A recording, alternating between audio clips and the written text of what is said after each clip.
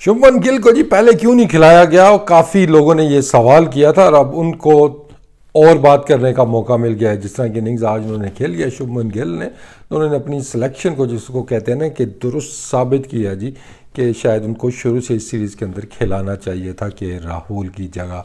दूसरी तरफ हम देखते हैं तो के राहुल शायद सोच रहे होंगे यार इस तरह की पिच मुझे नहीं मिली, शुभमन गिल को मिल गई है, but that's part of the game. और आई थिंक शुभमन गिल की जिस तरह फॉर्म चल रही थी उनके ऊपर बहुत ज़्यादा चांसेस थे कि उन्होंने रन्स करने ही करने हैं। और जिस तरह का ये पिच है जहाँ पे आप कह सकते हैं कि sort of a batting paradise को आप कह सकते हैं, तो वहाँ पे एक इनफॉर्म बैट्समैन तो आपका 99% चांसेस होते हैं कि उसने तो रन्स करने ही करने हैं। और ऐसे ही आज शुभमन गिल ने किया और क्या कमाल की उन्होंने इनिंग्स खेली है। उनकी जो स्ट्रोक मेकिंग है वेरी इंप्रेसिव है, तो उनकी टाइमिंग है लाजवाब। और उनकी जो अच्छी क्वालिटी एक देखने को मिली कि हम स्ट्राइक रेट को चलें साइड पे करते हैं, सिर्फ जो आपको अपॉर्चुनिटीज़ मिलती है बाउंड्रीज़ वाली तो वो हार्डली वो मिस करते हैं। जो उनको अपॉर्चुनिटी मिलती है उसके ऊपर वो रन्स बनाने जाते हैं। तो ज़बरदस्त बैटिंग उन्होंने की जी। और मैच जिस सिमत में जा रहा है जी कि अभी तो आप कह सकते हैं जी कि इंडिया काफ़ी हद तक वो सेफ जोन के अंदर आ गया है, टारगेट के करीब पहुंच गया 190 आउट की, अब पीछे लीड रह गई है। अब क्वेश्चन ये है कि क्या यहाँ से चीज़ें बदल सकती हैं, क्या इंडिया मैच के अंदर वापस आ सकता है। तो जिस तरह अभी बैटिंग चल रही है और जिस तरह की बॉलिंग भी आज हमने देखी है, पिच में भी मुझे नहीं लगता कल कोई बहुत ज़्यादा चेंजेस आएंगे इसके अंदर, तो चांस बनता है। लेकिन उसमें अब आज अगर हम देखते हैं तो रन रेट हमें नज़र आया 3 से नीचे का इंडिया का। ऑब्वियसली वो थोड़ा सा सेफ्टी की तरफ पहले जाएंगे और कल भी मुझे लगता है कि यही अप्रोच होगी, एटलीस्ट लंच या लंच के बाद का जो 1 घंटा है कि उसमें विकटें ना गिरें और जितना आप लीड आपकी कम से कम होती जाए, जो आपका फर्स्ट इनिंग्स का डिफरेंस है। और उसके बाद लेट्स से कि अगर विकटें हाथ में होती हैं, चीज़ें फेवर में जाती हैं, तो उसके बाद बैट्समैन एक्सिलरेट करेंगे और एक्सिलरेट करते हैं। लेट्स से कि 3.5 पौने 4 तक की एवरेज से कल अगर खेलते हैं पूरा दिन तो आपकी 125-150 की लीड हो जाती है और आप मैच के अंदर इन हो जाते हैं। You never know the last day, तीसरी बैटिंग के अंदर अंडर प्रेशर करके आप ऑस्ट्रेलिया को जल्दी आउट कर सकते हैं। लेकिन इट ऑल डिपेंड्स कि कल मैच स्टार्ट कैसे होता है और उसके बाद आपकी पार्टनरशिप्स कैसे लगती हैं। हमें जैसे कल भी बात हुई थी कि ये बेस्ट मौका है यहाँ पे विराट कोहली के लिए कि अपनी एक सेंचुरी दाग दें, और लग रहा है कि इज़ वेल ऑन ट्रैक, अच्छी वो बैटिंग कर रहे हैं।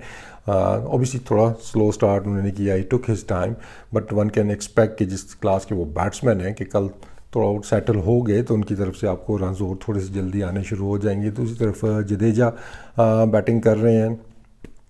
आप कह सकते हैं अक्षर Patel could be a better choice अगर आपने लेफ्ट हैंडर ही भेजना था, और जिस तरह की फॉर्म उनकी लगी हुई अक्षर पटेल की, तो मैं भी आप उनको बैटिंग में यहाँ पे आप जडेजा की जगह उनको प्रमोट कर देते तो शायद बेहतर डिसीजन होता। लेकिन जडेजा की परफॉर्मेंसेस अगर आप देखते हैं बैट के साथ भी तो ट्रिकी कॉल होती है, क्योंकि उनके मोर देन वंस जडेजा ने टेस्ट मैचेस के अंदर अच्छी इनिंग्स खेली हुई है।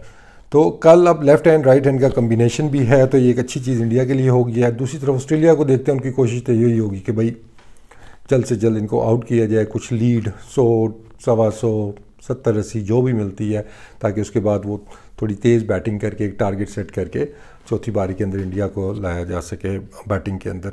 बॉलिंग की अगर हम बात करते हैं जी, तो ओवरऑल बॉलिंग तो ओबियसली सारे बॉलरों ने ही स्ट्रगल उस तरीके से की है कि एकदम से किसी ने आउट नहीं की है। अगर हम ऑस्ट्रेलियन बॉलिंग लाइनअप देखते हैं तो ओबियसली अगर आप कंपेयर करते हैं इनको ऑस्ट्रेलियन स्पिनर्स के साथ, तो ओबियसली आपको बेहतर नज़र आती है इंडिया की बॉलिंग लाइनअप।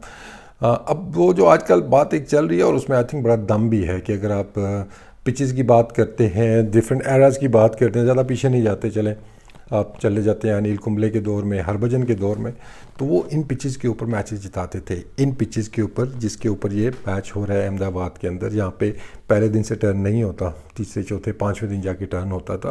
तो क्वालिटी ऑफ बॉलिंग की अगर आप बात करते हैं तो ये एज आपको देनी होगी कि इन पिचेस के ऊपर उन्होंने मैचेस जिताए थे। और आजकल के बॉलर्स को जो एडवांटेज है ओबीसी के डे 1 से जब टर्न हो रहा था है बॉलिंग, तो वैसे तो मैं कंपैरिजन उस तरह का मतलब मैं normally I don't believe in comparison, क्योंकि हर एरा का अपना एक डिफरेंट सिनारियोज होते हैं, डिफरेंट सिचुएशंस कंडीशंस होती हैं।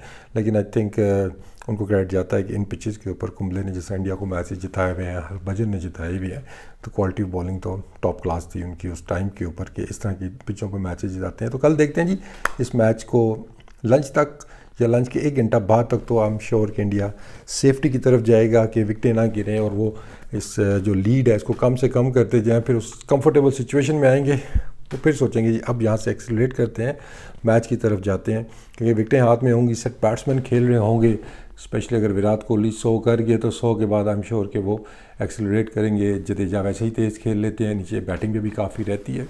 तो